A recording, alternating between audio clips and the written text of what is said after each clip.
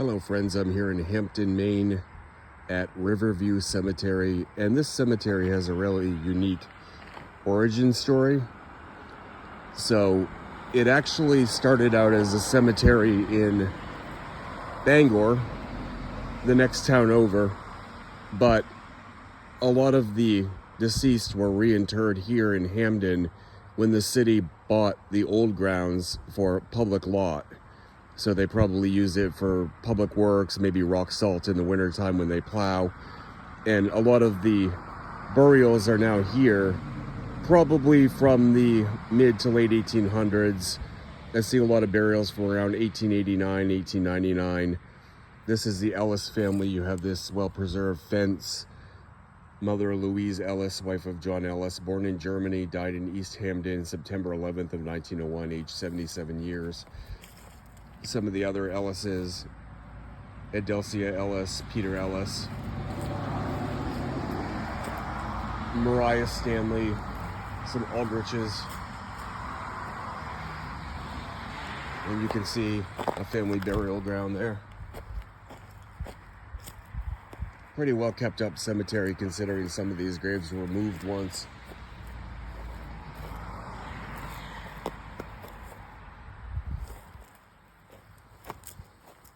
Always thought this one was interesting. It's in the shape of a cradle. The person would be buried underneath. You can see the concrete. But this grave has been here since 1869, or at least the person's been deceased that long. Again, this is probably one of the old graves from the original cemetery that was moved here to Hamden. But it says Lydia Carey died February 24, 1869, age 44 years. On the front, it has her first name again. She has gone to rest, free from all earthly care, free from all earthly pain. Oh, who would wish her back in this drear world again? So, Miss Lydia Carey was only 44 when she died in 1869. Could have been from one of the many diseases that were prevalent back then, but very elaborate kind of grave here. You have all the flowers and the shapes, big seashell shape on the top, and looks like she was probably around 5'8" or 9", just guesstimating there, but very secure grave here. Lydia would be buried directly underneath. And we walk up through, we can see another family plot fenced in there. Some newer graves. This one's from 1989, 2005. You can see some of the old ones probably might have been damaged in the move or simply because of age, but some more of the Carey family here. You have Susan, Eleanor, and James. Eleanor and James being the parents of Susan there. But there we have some more Careys. In this family plot, there's only one stone in it. It's that big stone right in the center. You can see the fence around it. It says Carey, father and mother,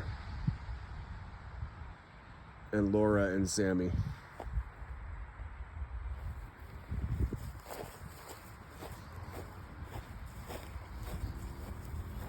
You have these ground markers. There's the family stone, the Porter family, and there's their individual footstones with their names on it. All the mid-1900s, the 60s and the 50s. Ivan J. Porter, 1907 to 1983. Philena M. Porter, 1911 to 1991. And this is a pretty compact cemetery. It doesn't go very far back. You can tell there isn't that many of the original burials that they would have moved from Bangor, and then the other ones were just 20th century burials that were added on later.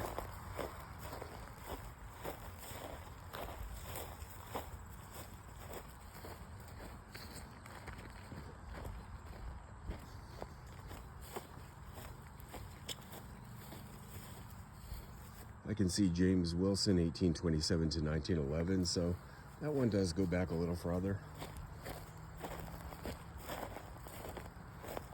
And then we have some more modern stones.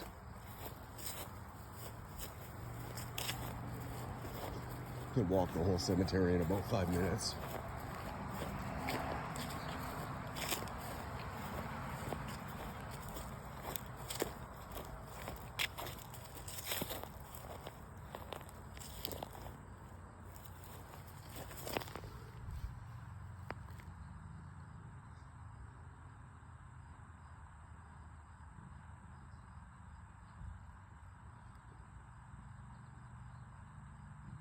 This was an infant that died in 1890. It says Ralph Pearl, son of Ralph, and can't quite make out the mother's name, maybe Nellie A. Mason, born August 4th, 1889, died October 4th, 1890. A little bit over a year, but very small child's grave there. And this is probably more burials from the original cemetery. George W. Jones, a member of Company A, 31st Maine Regiment, died October 20th, 1864, aged 25 years. He died for his country, it says. There is a Civil War veteran and casualty right there. Great flag engraved in the headstone.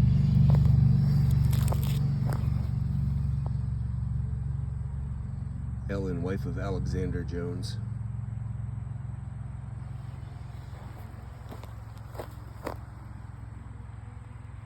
There's a very old one. It's almost crumbled into dust. It's got a footstone on the other side of it. And here we're getting more into the mid-1800s again.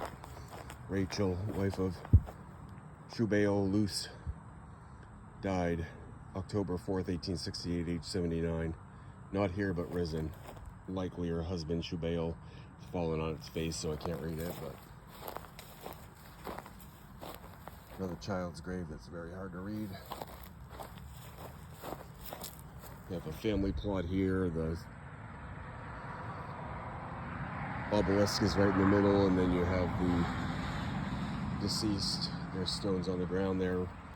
Unusual that it wouldn't be in front or behind, but this one is right in the middle of their stones.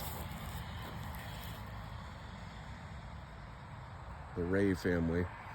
And that's pretty well kept up for being over 100 years old. It's white. You can see it getting a little discolored with age, but that will probably be readable a century from now. Some more family kind of obelisks, and then some more older headstones too. This looks like kind of getting into the later 1800s or the early 1900s even. 1871, that one right there. These ones are kind of hard to read because of all the lichen on them, but pretty interesting nonetheless. These obelisks are super thick. Henry Mitchell died 1886, 60 years old and 1 month and 18 days. Rachel, his wife, died June 2nd, 1893, age 67. Again, these things will last centuries.